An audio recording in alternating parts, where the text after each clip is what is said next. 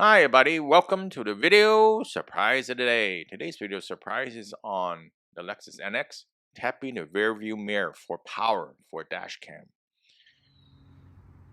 Before we get started, please hit the subscribe button, the bell icon to notify new videos. I really appreciate the thumbs up if you like the video till the end. So I have my 2024 Lexus NX and I'm trying to add a dash cam, but I don't want to run the long cables to the fuse box or something like that, and want to make it easy and clean at the same time. So the alternative is actually to tap the rear view mirror for power. So how you do that? First of all, I want to mention another viewer has posted another video on this, and I'll post it in the description if you're interested in checking it out because it's more detailed than mine may be. But you need to remove the top cover in this one. So this cover over here, you need to remove that cover first before you could get to the second cover, and if you needed the third cover, but the third cover may also fall off, and you're going to run the cable over here, for example, if the driver's side is on the left side. So before you do that, you need a few things. I have the Vanguard technology 10-pin Type B for selected Toyota and Subaru vehicles. And basically you could tap the rear view mirror, or you actually in some vehicles you need to tap the rain sensor to do the similar stuff. Just look for a 10-pin connector. So this is how it looks like, the one I have in particular. So notice that it just splits it. And my dash cam, this is my dash cam, and it works great on my other vehicle, my GS. I did a video on that one, and it also has the anti-reflector cover here as well too.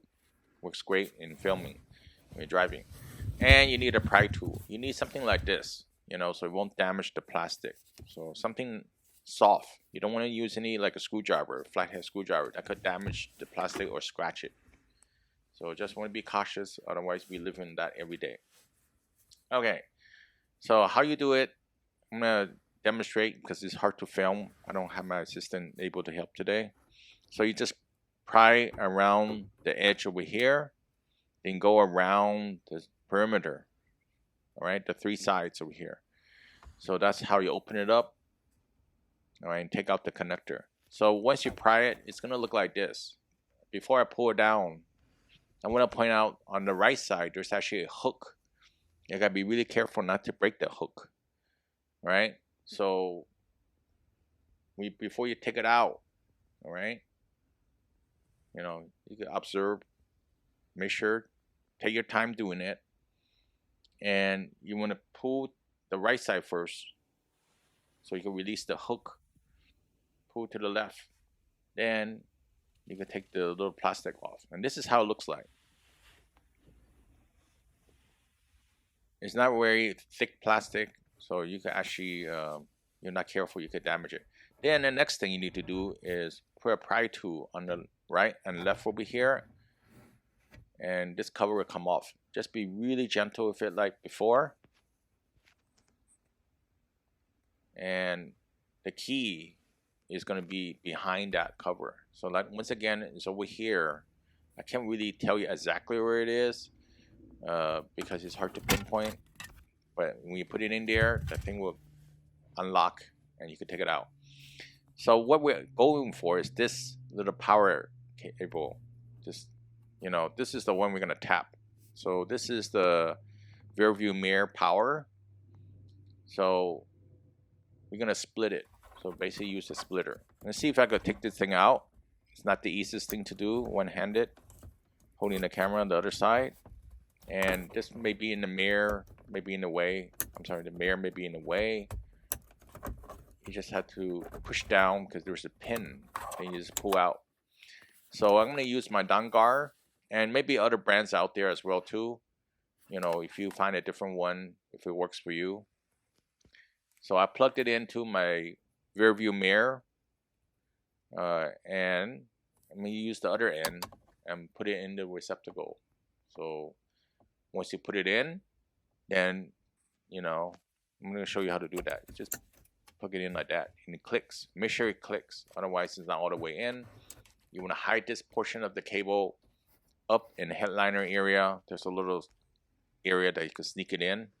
You might want to align it a few times because I had to do that. It doesn't really fit 100%. Put your dash cam on here. You want to plug it in, and you want to also test it out. Yes, you want to test it out to make sure everything's working, because you want to go through this again. So power on the vehicle and see if it lights up. You can see it lights up right here. It looks fine. So now pretty much, over here you just need to put everything back. But I'm going to tell you what I encountered, a little gotcha as well too. So of course, make sure all the cables and everything fits really well before you put it back in.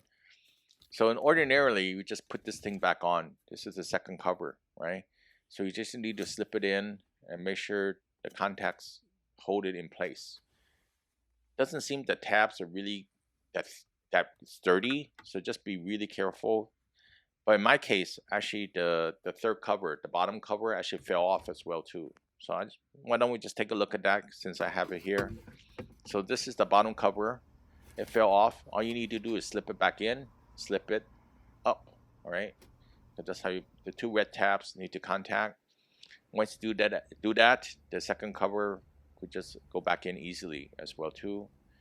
Yeah, just be very careful with the tabs that I mentioned. Then you could put the top cover back on, or which is the first cover, and you could check the alignment. And it's kind of like, in a way, you don't really see the top cover, but once you do it correctly, it's gonna look similar to this, right? Yes, there's some lines and stuff like that, and you can test everything out, make sure everything powers on. Once again, to recap the removal, because I didn't demonstrate it, I put a link in the description. Another YouTuber has done a better job on that part of it. Is this, you go around the perimeter right there, then to the top, just follow the finger, then over here, right? That's how you remove the top cover. That's the trick. Once you get that, past that, the other parts are not that hard. Then the next part is actually removing the second cover over here, and start from the right and go to the left, and do just a tab. So of course, then next you want to test out, put the cable in, test it out, and see if it powers on. If it powers on, you're great. You want to hide the cable and put the covers back in.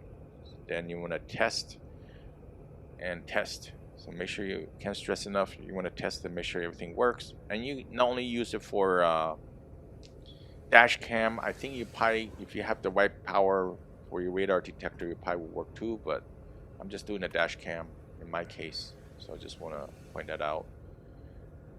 Okay, so another thing I want to do is test out the sunglass holder, so make sure that thing still works, that doesn't catch or anything like that with the other cover. So if it does, you might want to realign that. So this is how it looks like on my vehicle when everything's finished. And you can adjust the lens, the tilt on the dash cam as well. I put a link in the description what I used and what I purchased, and also the other video from other YouTuber as well too. Please help me out for a thumbs up, comment to share, please leave it below. Please subscribe, and I'll see you next time. Have a good one. Bye.